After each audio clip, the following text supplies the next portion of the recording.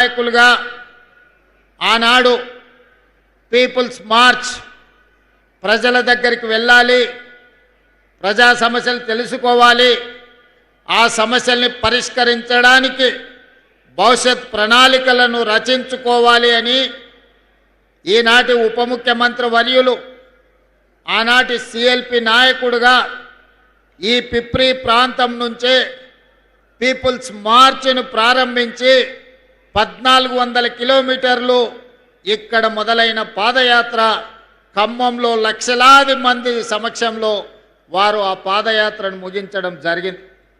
ఆనాడు అధికారంలోకి రావాలన్నా ప్రజలు ఆశీర్వదిస్తారన్న విశ్వాసంతో మిత్రులు బట్టి విక్రమార్క గారు ఈ ప్రాంత అభివృద్ధి కోసం, ఈ ప్రాంత ప్రజల సమస్యల పరిష్కారం కోసం మీతో నడుస్తూ, మీతో కలుస్తూ, మీ గూడాలలో మీ తలుపు తడుతూ, మీ గుండె చప్పుడు వింటూ మీ సమస్యలను అర్థం చేసుకొని వాటిని పరిష్కరించాలన్న కృత నిశ్చయానికి వచ్చిండ్రు.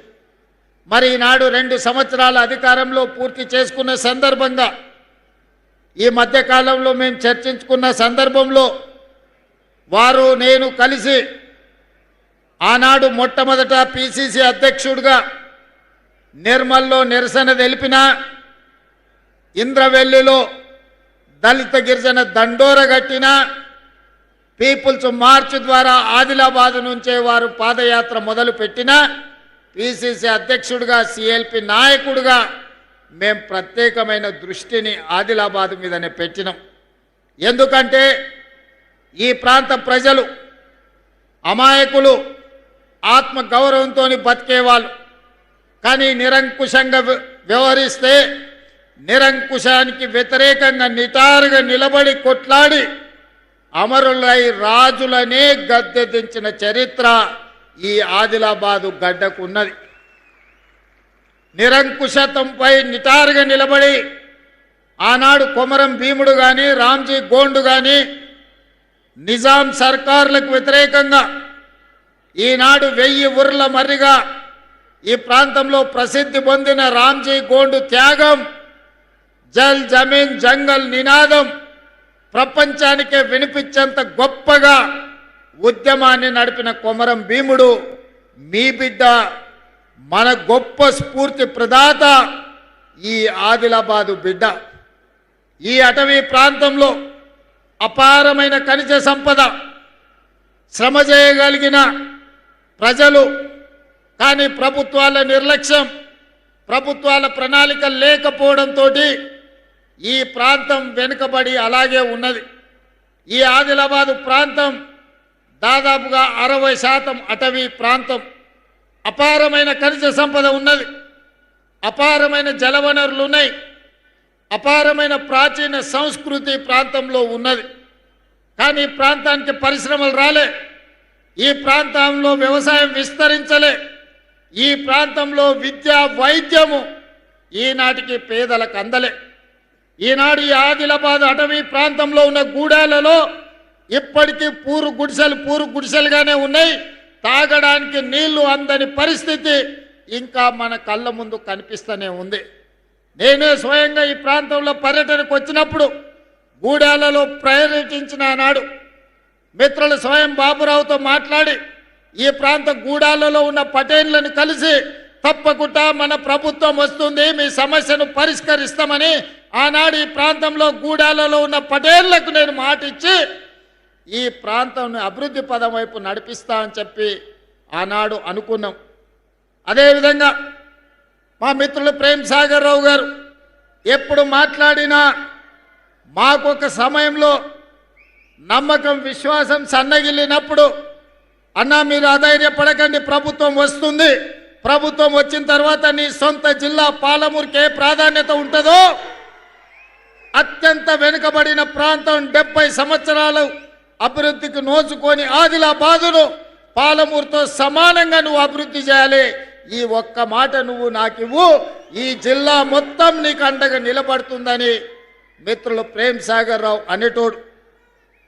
వారు మాట్లాడినప్పుడు ధైర్యం వచ్చేది, గుండె నిండా ఊపిరి పీల్చుకొని కొట్లాటకు సిద్ధమయ్యేది. మళ్ళా నెల తిరుగుతేనే ఏమవుతుందో అని భయం ఉండేది. ధైర్యం కాస్త భయంగా మారి భయం నుంచి పోరాటం చెయ్యాలి.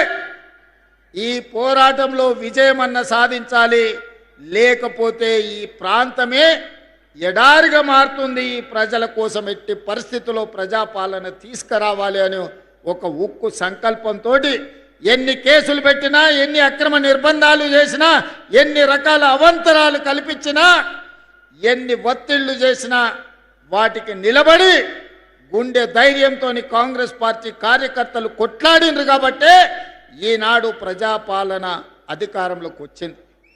మిత్రులారా, నేను చాలా సందర్భాలలో చెప్పిన, ఎన్నికలు వచ్చినప్పుడే రాజకీయాలు, ఎన్నికలు వచ్చినప్పుడే జెండాలు ఎజెండాలు, ఎన్నికలు వచ్చినప్పుడు మన పార్టీని మన వాళ్ళని గెలిపించుకోవడానికి 100% ప్రయత్నం చేద్దాం.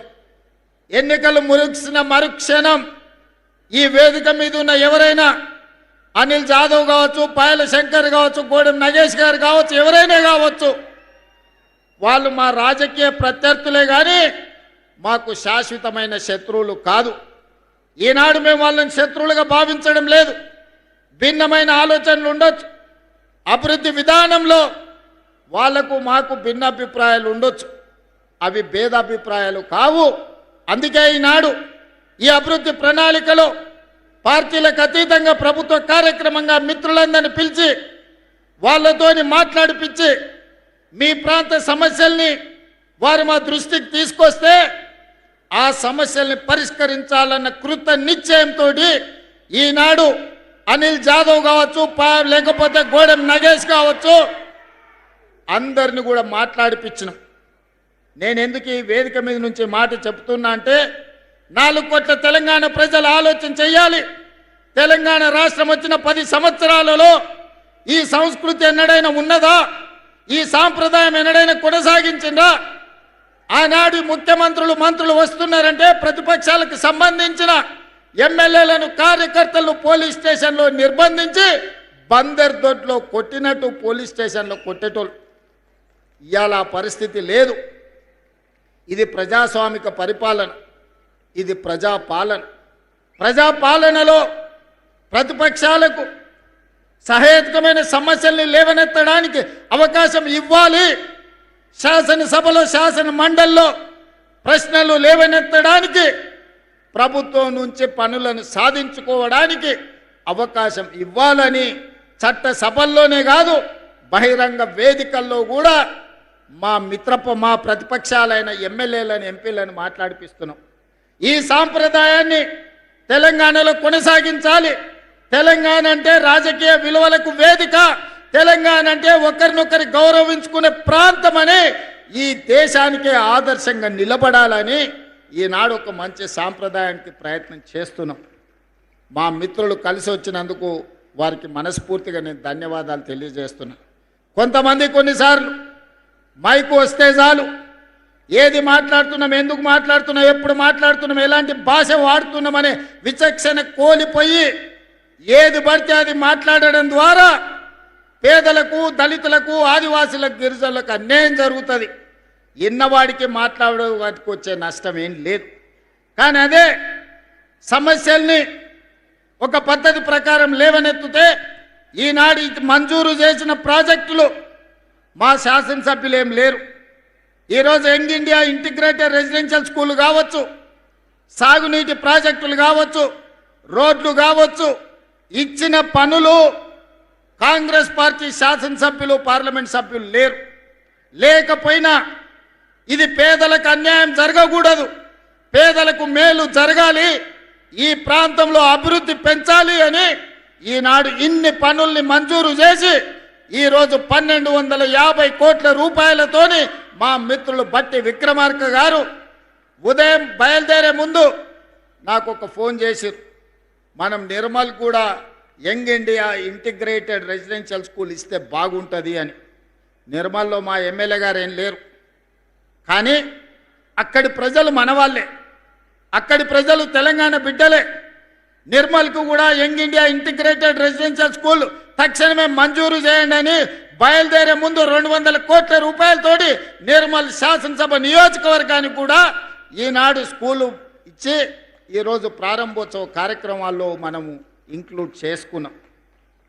ఈనాడు ఇందిరమ్మ ఇండ్లు కావచ్చు, అదేవిధంగా 200 యూనిట్లు ఉచిత కరెంటు కావచ్చు, రైతు రుణమాఫీ కావచ్చు, రైతు భరోసా కావచ్చు, 500 రూపాయల సిలిండర్ కావచ్చు, ఉచితంగా ఆడబిడ్డలకు ఆర్టీసీ బస్సుల్లో ప్రయాణం కావచ్చు. ఇవేవి కూడా కాంగ్రెస్కు ఓటేస్తేనే చేస్తామని అనలేదు. ఇవాళ ఈ రాష్ట్రంలో ఉన్న ప్రతి ఆడబిడ్డ 2 సంవత్సరాల 3 నెలలు దాదాపుగా 28 నెలల్లో 10,000 కోట్ల రూపాయలు ఆడబిడ్డల్ని ఆర్టీసీ బస్సులో ఉచిత ప్రయాణానికి బట్టి విక్రమార్క గారు నిధులు మంజూరు చేసిందంటే దాంట్లో నన్ను అన్నా అని పిలిచే వాళ్ళు ఉండొచ్చు, లేకపోతే ఇతర పార్టీలకు నమ్మకం విశ్వాసం ఉన్న వాళ్ళు కూడా ఉండొచ్చు.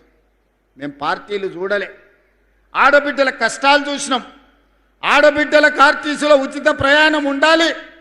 ఒకనాడు అమ్మగారి ఇంటికి వెళ్ళాలన్నా, లేకపోతే బాసర సరస్వతి మందిరానికి వెళ్ళాలన్నా ఇంటి ఆయన నగదిస్తే పోయినట్టు, ఇంటి ఆయన కసురుకుంటే కడుపులో దుఃఖం పెట్టుకొని అవకాశం వచ్చినాడు పోదంలే అని ఊరుకొని ఉండొచ్చు. కానీ ఇవాళ పరిస్థితి లేదు. మా అక్కలు ఈడు ఉన్నారు, మా అక్కలు చెప్పాలి. 2023 డిసెంబర్ 9 నాడు ఆర్టీసీ బస్సుల్లో ఆడబిడ్డలకు ఉచిత ప్రయాణం అన్నాం. దాదాపుగా 28 నెలలైంది. మా అక్కలు ఇక్కడ సాక్షి. మా అక్కలను నేను అడుగుతున్నా, ఏ ఆర్టీసీ బస్సులన్నా ఎవరన్నా ₹1 బస్ టికెట్ కోసం మిమ్మల్ని ఎవరైనా పైసలు అడిగినరా? అక్క ఎవరైనా అడిగినరా? ఎక్కడైనా సరే ఆదిలాబాద్ నుంచి హైదరాబాద్ కానీ, ఆదిలాబాద్ నుంచి అలంపూర్ కానీ, లేకపోతే బాసర నుంచి భద్రాచలం కానీ, లేకపోతే ఇక్కడుండే సత్యనారాయణ స్వామి మా పెద్దలు ప్రేమసాగరరావు గారు చెప్పారు, ఆ గుడి నుంచి యాదగిరిగుట్ట లక్ష్మీ నరసింహస్వామి దగ్గరికి పోవాలంటే ఎప్పుడన్నా ఆడబిడ్డలు బస్ ఎక్కి ₹1 ఎవరన్నా అడిగినరా? అడిగినరా అక్క? అడిగినరా? నేను ఆయననే చెప్పిన, ఎవరన్నా మిమ్మల్ని బస్సు టికెట్కు పైసలు అడిగితే మీ తమ్ముని ఫోటో బ్యాగులో పెట్టుకోండి, మా తమ్ముడు పట్నంలో ఉంటాడు, బస్ కిరాయి పైసలు గాడిస్తాడు, తీసుకోపో అని చెప్పి ఆయనకి చెప్పుర్రి అని. ఆయన నుంచి ఇవాళ వరకు 10,000 కోట్ల రూపాయలు ఇవాళ మా ఆడబిడ్డల కోసం ఈ ప్రభుత్వం ఉచిత బస్సు ప్రయాణానికి ఖర్చు పెట్టింది. ఇవాళ మా ఆడబిడ్డలు ఈడు ఉన్నారు, మీ ఇళ్ళల్లో కరెంట్ ఉన్నది, మీ కళ్ళల్లో ఆనందం కనిపిస్తుంది. 200 యూనిట్లు 50 లక్షల కుటుంబాలు ఇవాళ ఉచిత కరెంటు మీకు అందుతున్నదా లేదా ఒక్కసారి ఆలోచన చెయ్యండి. ఉచిత కరెంటే కాదు, ఆనాడు గొప్ప గొప్ప మాటలు చెప్పారు. డబల్ బెడ్రూమ్ ఇల్లు ఇస్తామన్నారు. కొడుకు కాడోళ్ళు ఉంటే ఏడ ఉంటారు, బిడ్డ అల్లుడు పండగకు వస్తే ఏడ వండుకుంటారు, కోడిపిల్ల మేకపిల్ల ఉంటే ఏడ కట్టేస్తారని అడిగారు. డబల్ బెడ్రూమ్ ఇల్లు రాలే. ఆనా పిల్లంటలో కోడిని ఆకాశంలో కట్టి కింద ఉత్తాన్నం తిన్నట్టు నడిచిపోయింది. కానీ ఇవాళ మన ప్రభుత్వం వచ్చినాక 4,50,000 ఇళ్ళు 22,500 కోట్ల రూపాయలతోని నియోజకవర్గానికి 3,500 ఇళ్ళు ఈనాడు మంజూరు చేసినాం. ఇదే కాదు, ఆదివాసీలు ఉన్న ప్రాంతంలో ఐటీడీఏ ప్రాంతంలో మరో 25,000 అదనపు ఇళ్ళు పేదవాళ్ళు కట్టుకోవాలి, అడవి బిడ్డల ఆత్మగౌరవంతో బతకాలి అని ఇందిరమ్మ ఇళ్లను ఇల్లు వచ్చిన ప్రతి ఒక్కరికి 5 లక్షల రూపాయలను ఉచితంగా మీరు ఎట్లా పని చేసుకుంటే అట్లా ఖాతాలో టకీమని నగదు పడేటట్టు చేసినాం.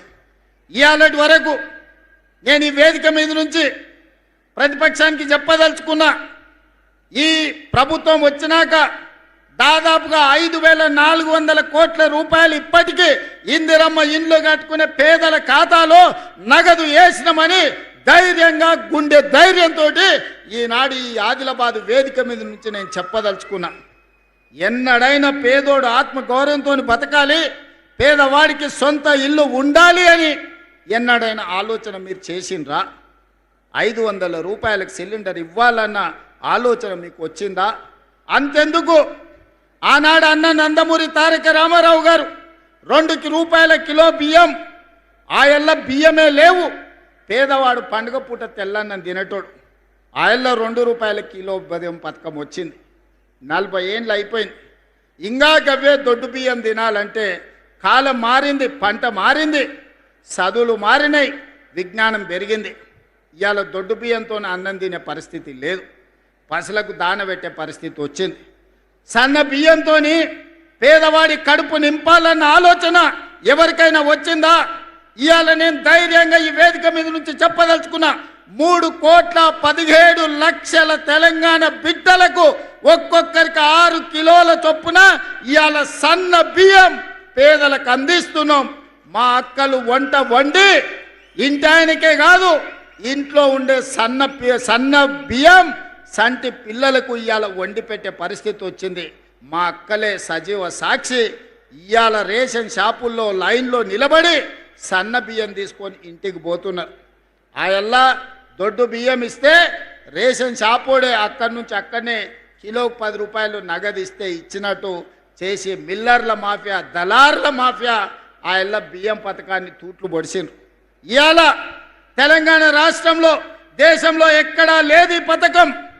దేశంలోనే మొట్టమొదటిసారి తెలంగాణ రాష్ట్రంలో 3,17,00,000 తెలంగాణ బిడ్డలకు 6 కిలోలు సన్న బియ్యం ఇవ్వడం ద్వారా ఈరోజు ఆత్మ గౌరవంతో మనం అన్నం తినడమే కాదు, సంటి పిల్లలకు వండి పెట్టే పరిస్థితి ఈరోజు మన రాష్ట్రంలో వచ్చింది. ఈ విధంగా చెప్పుకుంటూ వెళ్తే ఆడబిడ్డల్ని ఆర్టీసీలో బస్సుల్లో ఉచిత ప్రయాణమే కాదు, 1000 ఆర్టీసీ బస్సులకు యజమానులను చేసినాం. సోలార్ విద్యుత్ ఉత్పత్తి అదానీ అంబానీలు కాదు, మా ఆడబిడ్డలకు 1000 మెగావాట్లు ఇచ్చినాం. హైటెక్ సిటీ పక్కన 1000 కోట్ల రూపాయల స్థలాన్ని ఇచ్చి మా ఆడబిడ్డలు తయారు చేసే వస్తువులను ఈరోజు హైటెక్ సిటీ పక్కన అమ్మే విధంగా అంతర్జాతీయ మార్కెట్ ఈరోజు మనం కల్పించినాం. ఇవన్నీ సంక్షేమం ఒక ఎత్తు. సంక్షేమం గురించి మా మిత్రులు పట్టి విక్రమార్క గారు చెప్పినారు. ఇవాళ ఈ వేదిక మీద నుంచి 4-5 విషయాలు నేను స్పష్టంగా చెప్పదలుచుకున్నా. మా మిత్రులు కొన్ని విషయాలు మాట్లాడారు. కొన్ని మండలాలు, రెవెన్యూ డివిజన్లు లేకపోతే జిల్లాల గురించి కేంద్ర ప్రభుత్వం మండలాల సరిహద్దులు కానీ, రెవెన్యూ డివిజన్ల సరిహద్దులు కానీ, జిల్లా సరిహద్దులు మార్చొద్దని కేంద్ర ప్రభుత్వం ఆదేశాలు ఇచ్చింది. 2027 మార్చి 31 వరకు జిల్లా, మండల, రెవెన్యూ సరిహద్దులు మార్చడానికి అవకాశం లేదు. ఆ తర్వాత ప్రభుత్వం ఒక జ్యుడిషియల్ కమిషన్ వేసి ఇలాంటి సమస్యలన్నిటిని కూడా ఆ కమిషన్కి ఇచ్చి బోత్ ప్రాంతం రెవెన్యూ డివిజన్గా మార్చాలని మిత్రులు అడిగినారు కదా. ఆ కమిషన్ ద్వారా ఆ రోజు ఈ సమస్యకు పరిష్కారం చూపించే ప్రయత్నం చేద్దాం.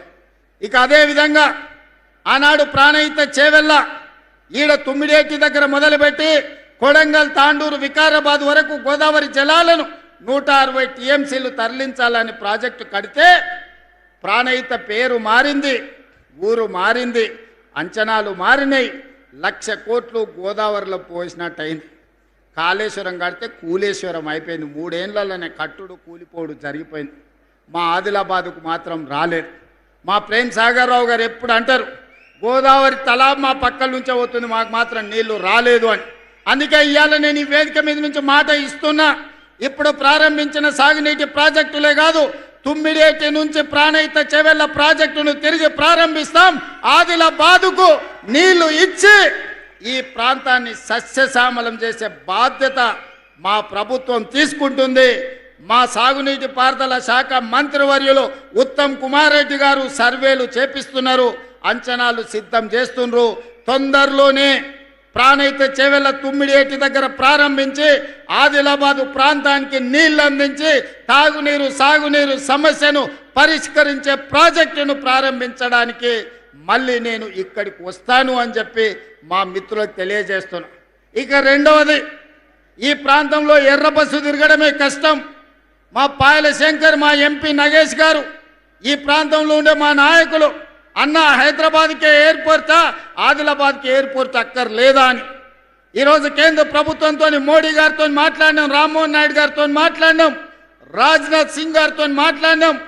తొందరలోనే వీలైతే జూన్ 2 తారీఖు లోపల ఆదిలాబాద్లో ఎయిర్పోర్ట్ ప్రారంభోత్సవానికి శిలా పలకాన్ని వేసే బాధ్యత వేదిక మీద ఉన్న మిత్రులం అందరం తీసుకుంటాం. మరి ఎయిర్పోర్ట్ వస్తే మరి అది నడవాలంటే కూడా మనకు ప్యాసింజర్లు ఉండాలి కదా. అందుకే ఈనాడు ఈ ప్రాంతాన్ని పర్యాటక కేంద్రంగానే కాదు, ఈ ప్రాంతాన్ని ఒక పారిశ్రామిక కేంద్రంగా మార్చాలని ఆదిలాబాద్ ప్రాంతంలో వేలాది ఎకరాలలో గొప్ప పారిశ్రామిక వాడ, దేశంలోనే అతిపెద్ద పారిశ్రామిక వాడను ఆదిలాబాద్కు మంజూరు చేసి ఈ ప్రాంతంలో ఉండే ఆదివాసీ గిరిజన బిడ్డలకు, చదువుకున్న నిరుద్యోగ యువకులకు ఉద్యోగ ఉపాధి అవకాశాలు ఇప్పించడానికి, ఈ ప్రాంతంలో పారిశ్రామిక వాడను ప్రారంభించడానికి తొందరలోనే మీ దగ్గరికి వస్తాను.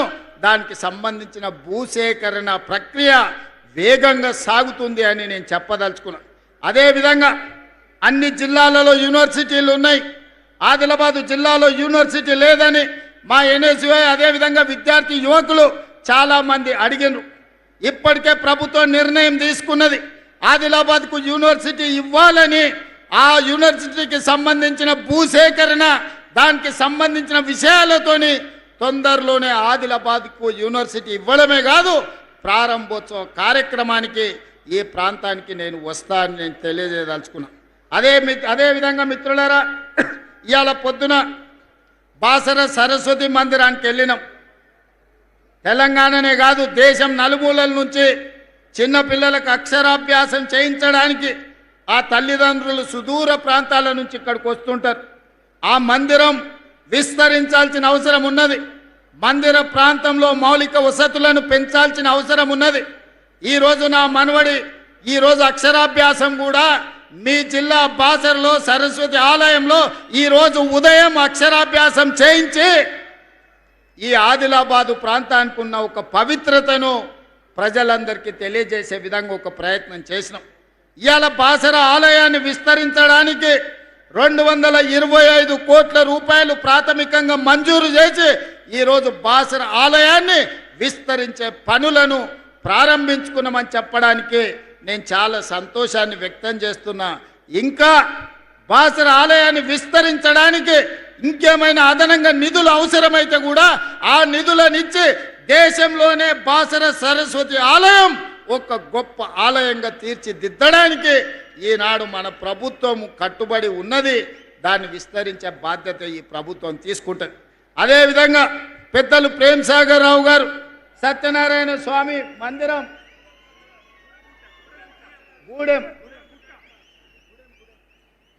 గూడెం సత్యనారాయణ స్వామి ఆలయం వారు ప్రతిపాదన చేసిండ్రు. మిత్రులు ప్రేమ సాగర్ రావు గారి అభ్యర్థన మేరకు మా మిత్రులు బట్టి విక్రమార్క గారికి నేను విజ్ఞప్తి చేస్తున్నా. గోదావరి పుష్కరాలు ఏదైతే మనం కార్యక్రమం తీసుకున్నామో, బాసర నుంచి భద్రాచలం వరకు ఏదైతే మందిరాల అభివృద్ధి అనుకున్నామో, అందులో మొట్టమొదటి ఆలయ అభివృద్ధి కింద గూడెం సత్యనారాయణ స్వామి ఆలయాన్ని అభివృద్ధి చెయ్యడానికి ఈ వేదిక మీద నుంచే మనం నిర్ణయం తీసుకుంటున్నాం. తక్షణమే అధికారులను, కలెక్టర్లను ఆ ప్రాంతం పర్యటించి దాన్ని మొత్తం అంచనాలు సిద్ధం చేయండి. ఈ మందిరాన్ని అభివృద్ధి చేయడానికి కూడా నిధులు మంజూరు చేస్తామని చెప్పి నేను ఈ వేదిక మీద నుంచి నేను చెప్పదలుచుకున్నా. మిత్రులారా, ఇవాళ ఈ జిల్లాకు ఎంత చేసినా తక్కువనే, కానీ అట్లని మిగతా వాళ్ళలాగా చెయ్యకుండా వదిలేసే సమస్యనే లేదు. ఈ జిల్లాకి ఏమేమి కావాలో అంచనాలు సిద్ధం చేస్తున్నాం. ప్రతి 2 నెలలకు ఒక్కసారి తప్పకుండా ఈ జిల్లాకు వస్తూనే ఉంటా. వచ్చినప్పుడల్లా మీకు నిధులు తెస్తూనే ఉంటా. ఆనాడు కొట్లాట కోసం, ఒక స్ఫూర్తి కోసం ఈ ఆదిలాబాదునే ఎన్నుకున్నాం నేను, మిత్రులు బట్టి విక్రమార్క గారు. ఈనాడు కూడా తెలంగాణ అభివృద్ధిని ఆదిలాబాదు ద్వారానే ప్రపంచానికి చూపించాలి. గోదావరి జలాలను ఒడిసి పట్టాలి, ఈ నేలను సస్యశ్యామలం చెయ్యాలి, ఈ ప్రాంతాన్ని అభివృద్ధి పదం వైపు నడిపించాలి. దానికోసం మీ అందరి సహకారం కావాలి. ఇవాళ మా ప్రభుత్వానికి ఇందిరమ్మ ఇండ్లు ఇచ్చినా, సన్న బియ్యం ఇచ్చినా, ఉచిత కరెంట్ ఇచ్చినా, ఇంటికి ఉచిత కరెంట్ ఇచ్చినా, రైతు రుణమాఫీ చేసినా, రైతు భరోసా ఇచ్చినా, షాదీ ముబారక్ ఇచ్చినా, కళ్యాణ లక్ష్మి అందించినా, ఏ కార్యక్రమం చేసినా పేదవాడి కళ్ళల్లో ఆనందం చూడాలి. మేము పాలకులం కాదు, ప్రజలెన్నుకున్న సేవకులం. ప్రజలకు సేవ చెయ్యాలన్న ఆలోచనతోనే మీ ముందు నిలబడ్డం. అందుకే మిత్రులారా, ఆదిలాబాదు మీద ఈనాడు మాకున్న ప్రత్యేకమైన అభిమానం మీ గుండెల నిండా ఉన్నది కాబట్టే ఎర్రటెండలో కూడా వేలాది మంది, ముఖ్యంగా ఎడమ వైపున చూస్తే మా ఆడబిడ్డల్ని చూస్తే నా కడుపు నిండింది, ఆకలి కూడా మాయమయ్యింది. ఎందుకంటే ఇంతమంది ఆడబిడ్డలు ఆశీర్వదించడానికి వస్తే ఇక ఎవరు ఎదురొచ్చినా ఎవరినైనా ఎదుర్కొనే ధైర్యం వస్తుంది. అందుకే మా అక్కలకు ఆయల్లా ఇందిరమ్మ చీరలు ఇచ్చినాం, పాలపిట్టలాగా మా అక్కలు కట్టుకొని వచ్చారు. ఈసారి మళ్ళా కొత్త చీరలు చిలకపచ్చ రంగుతోని మా ఆడబిడ్డలు చిలకల లెక్క మంచిగా ఉండాలి, ఇంటాయన కూడా సంతోషపడాలి, అబ్బా మా ఆవిడ ఎంత అందంగా ఉంది చీర కట్టుకుంటే అని. మళ్ళీ ఇందిరమ్మ చీరలకు ప్రణాళికలు సిద్ధం చేసినాం. ఈసారి చిలకపచ్చ చీరలు ఇవ్వాల్సిందిగా మా బట్టి విక్రమార్క గారికి నగదు మంజూరు చేయాల్సిందిగా ఆనాడు పాలపిట్ట రంగు ఇచ్చినాం. ఈసారి చిలకపచ్చ రంగులో మా అక్కలందరినీ నేను చూడదలుచుకున్నా. మీరు ఆ నిధులు కూడా మంజూరు చేయాలి. ఇదే ఆడబిడ్డలకు మనం పెట్టే చీర మన పుట్టింటి ఆడబిడ్డకు పెట్టే సారెలాగా ఉండాలి. నువ్వు ఏమిచ్చినా ఆడబిడ్డకు సంతోషం ఉండదు, కానీ పుట్టింటోళ్ళు పెట్టిన చీరను జాగ్రత్తగా అలమారిలో దాచిపెట్టుకొని పండుగ పూట కట్టుకుంటుంది. ఏమక్క అవునా? అది అగ్వదైనా సరే, కానీ ఈ పుట్టింటోళ్ళు పెట్టిరు కాబట్టి దాన్ని జాగ్రత్తగా పెట్టుకుంటాం. అట్లనే ఇవాళ మీ సోదరుడు పుట్టింటి నుంచి మళ్ళా మీకు ఇందిరమ్మ చీర సారె రూపంలో మళ్ళా పెట్టడానికి మొత్తం తయారు చేస్తున్నాం. ఇగో బట్టి గారు మనకు 100 కోట్ల రూపాయలు నిధులు కూడా ఇస్తా అన్నాడు. మళ్ళా డిసెంబర్లో మా అక్కలకు చిలకపచ్చ చీరతోని మా ఆడబిడ్డలను అందరిని కూడా గౌరవించుకునే సాంప్రదాయాన్ని ముందుకు తీసుకెళ్దాం. అదేవిధంగా గోడెం నగేష్ గారు చెప్పిన మా ఊర్లో క్రీడా పాఠశాల పెట్టినాని, ఈనాడు గంజాయి డ్రగ్స్ పబ్బులు అని తిరుగుతున్నారు యువత, పెడ మార్గాన చెడు మార్గాన పోతున్నారు. వాళ్ళందరినీ మత్తు బాట వదులురా, మైదానాల బాట పట్టురా అని చెప్పి ఇవాళ పిల్లలకు ఒక స్ఫూర్తి నింపడానికి మేమే క్రీడా మైదానాలకు వెళ్ళడమే కాదు, మన ఎమ్మెల్యేలకు కూడా ఎమ్మెల్సీలకు కూడా మన ఆటల పోటీలు పెట్టినాం, మొత్తం పెద్ద ఎత్తున నిర్వహించినాం. అందుకే ఇవాళ ప్రపంచ దిగ్గజమైన మెస్సీని ఫుట్బాల్ ఆడటానికి మన రాష్ట్రానికి తెచ్చినాం. ఈరోజు క్రీడల గురించి ఏదైతే ఆదిలాబాద్ ప్రాంతం నుంచి ఒక ఆలోచన చేసిండ్రో, హైదరాబాద్ వెళ్ళి నెంబడే మా మిత్రులు ఇన్ఛార్జ్ మంత్రివర్యులు జూపల్లి కృష్ణారావు గారికి ఆదేశాలు ఇస్తున్నా, శాసనసభ్యులు నా దృష్టికి తెచ్చిన ఏవైతే నివేదికలు ఉన్నాయో వాటితో పాటు క్రీడలకు సంబంధించి మీరు ప్రత్యేకంగా సమీక్ష చేసి తక్షణమే ఈ ప్రాంతానికి క్రీడల్ని ప్రోత్సహించడానికి ఈ అటవీ ప్రాంతంలో యువకులల్లా చైతన్యం ఉంది, వాళ్ళకు ఒక బలమైన సంకల్పం ఉన్నది. గొప్ప క్రీడాకారులను వెలికి తీయాల్సిందిగా మట్టిలో మాణిక్యాలను వెలికి తీసే బాధ్యత ఈ జిల్లా ఇన్ఛార్జ్ మంత్రిగా మీదే.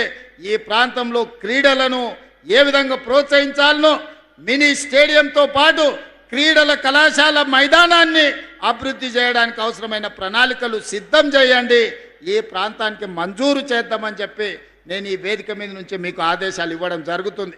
మిత్రులారా, ఈ రాష్ట్రం మనది, ఈ ప్రజలు మనవాళ్ళు. 4 కోట్ల తెలంగాణ ప్రజలు మా కుటుంబ సభ్యులు. మాకు తారతమ్యం లేదు.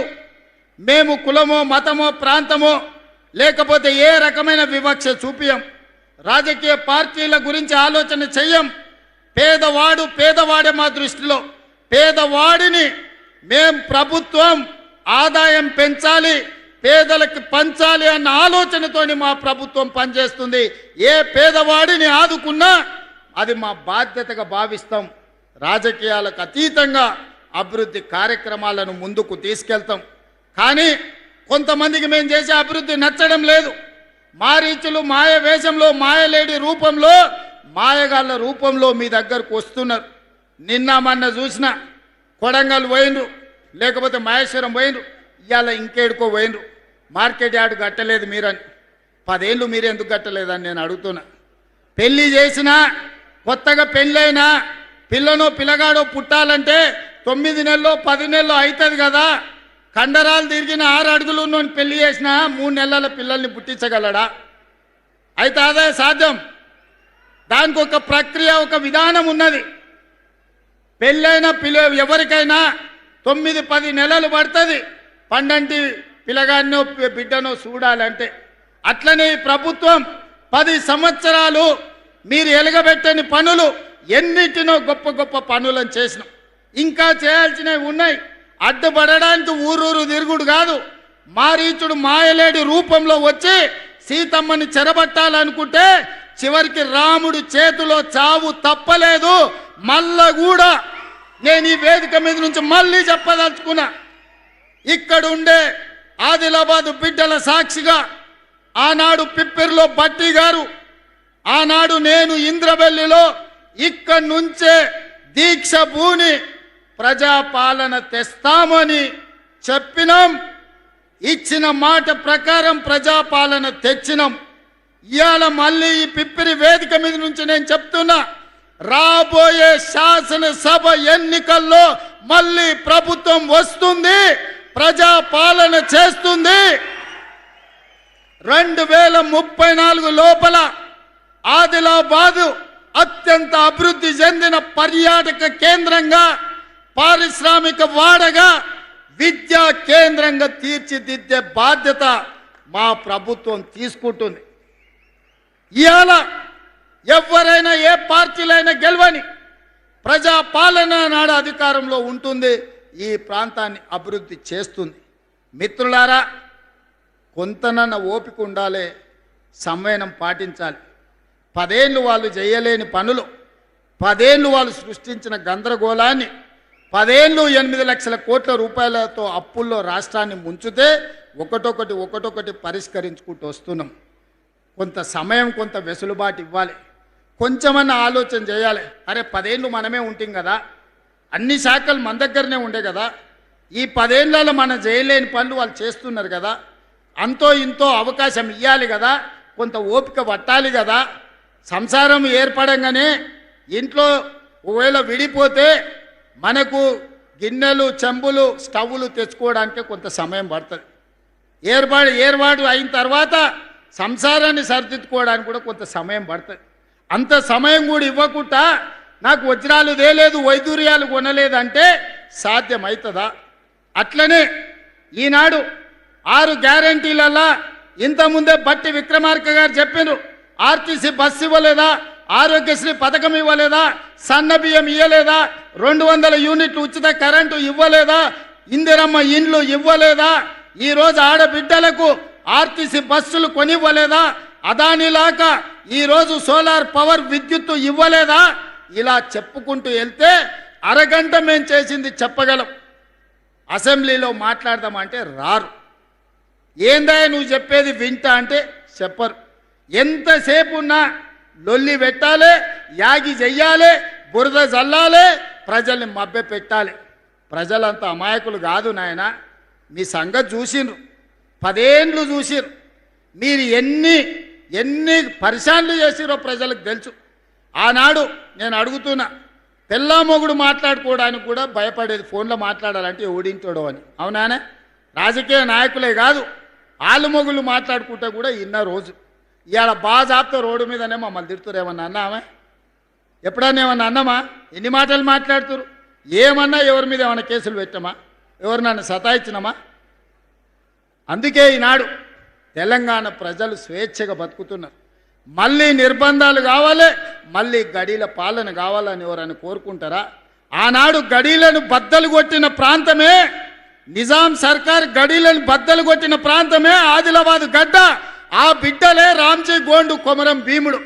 గడీలను బద్దలు కొట్టిన ఈ ప్రాంతం నుంచి నేను చెప్తున్నా, మళ్ళీ గడీల పాలన రానివ్వము, మళ్ళీ రాక్షసులను మమ్మల్ని పాలించే పరిస్థితి రానివ్వం. ఈరోజు ప్రజలకు సేవకులుగా సేవలు అందిస్తాము, తెలంగాణ రాష్ట్రాన్ని అభివృద్ధి పదం వైపు నడిపిస్తాము. ఖచ్చితంగా 2034 వరకు ఈ ప్రభుత్వం కొనసాగుతుంది. మా ఆడబిడ్డల ఆశీర్వాదం ఉంటుంది, మా సోదరుల సహకారం ఉంటుంది. మళ్ళీ వస్తా జూన్ 2 లోపల ఆదిలాబాద్కు చెప్పిన వాటిల్లో చాలా వరకు మళ్ళీ మంజూరు చేసి తీసుకొచ్చి మీ పనులు ప్రారంభించే కార్యక్రమం చేస్తా.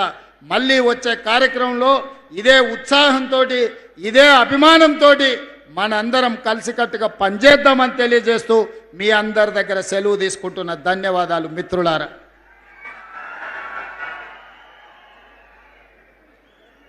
గౌరవనీయులైన సీఎం గారి చేతుల మీదుగా 30,149 సంఘాలకు వడ్డీ లేని రుణాల కింద 53,50,00,000 చెక్ అందజేయడం జరుగుతుంది.